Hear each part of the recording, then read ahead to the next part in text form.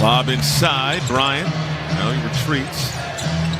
Wizards playing the second half of a back-to-back as Thomas Bryant gets the scoring start. Bryant up ahead, beats the pack, and finishes with the layup. A little extra energy for the Wizards. All-star break, but you're seeing both teams come out running at a high clip, playing with a high level of intensity. Edwards rises. Can't hit on the three. Offensive board to Curry. Bruce Brown. He's lost the handle. Now in the corner, Patty Mills. Draining the time for Brooklyn, seeing Patty knock that one down.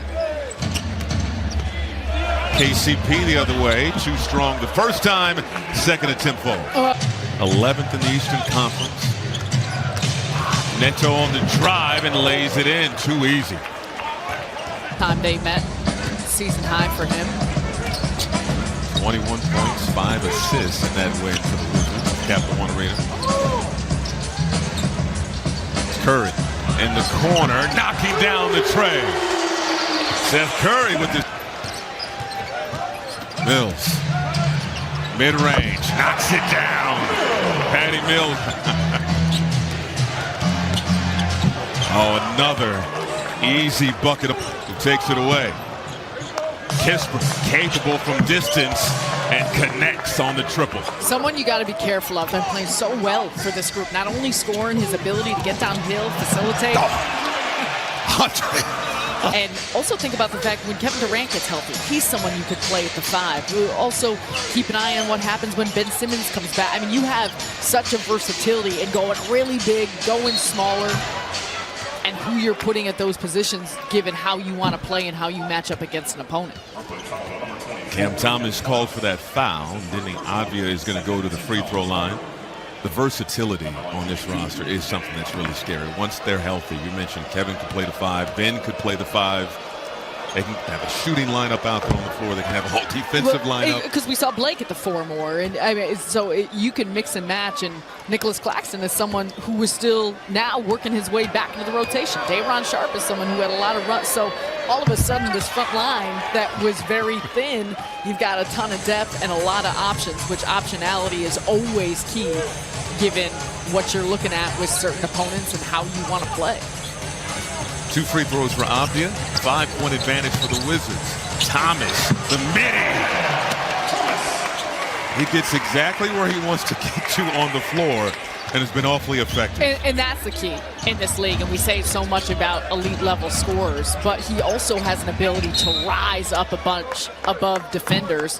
And it's that type of burst and bounce in the shiftiness. And just watch right here, excellent screen again. I mean, Andre Drummond set some killer screens.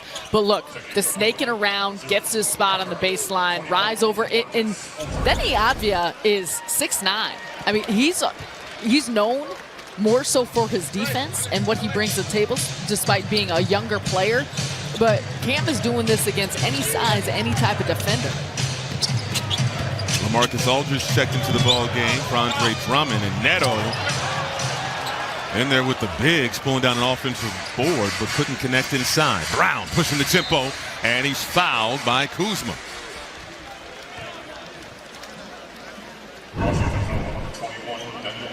So I want you to take a look at Ben Simmons and LaMarcus Aldridge in the corner, and watch Aldridge. Yep, you got it. Money.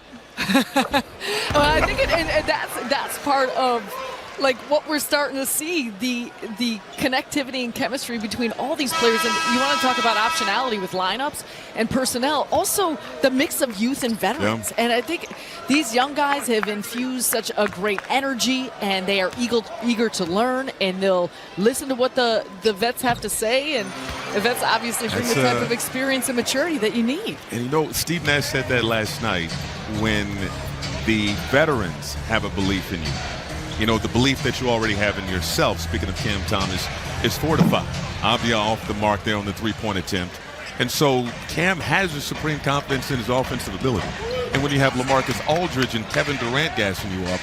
I was going to say, Kevin Durant is your biggest fan? Man, you're going to have some confidence. There's a defensive 3 seconds.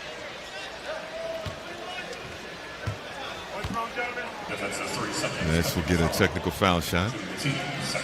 But I do think the more whole this team gets and healthy and everyone getting back and rotations, and it's great to have this depth, but I think then there'll be hopefully more clarity on roles or what's expected or how guys fit in and what's needed. And we talked about this tough stretch of, the 11-game losing streak. A lot of it was players having to play outside their comfort zone or maybe going outside what some of their roles normally will be. And so when you get whole, that will help put everyone in their place. Nets shooting 45% here in this first quarter. Kuzma off the heel, offensive board to Gafford. A lot of activity here in the early going. Can't hit. Ball out of bounds to Brooklyn.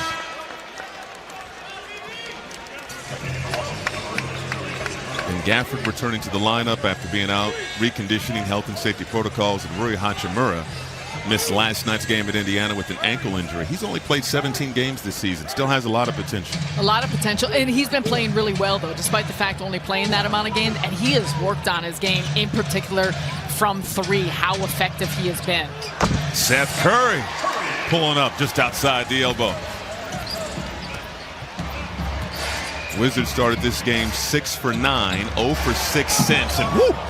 Incredible athletic play there, wow. But Gafford can't finish. Curry, dangerous, off the mark. It'll be Wizards ball.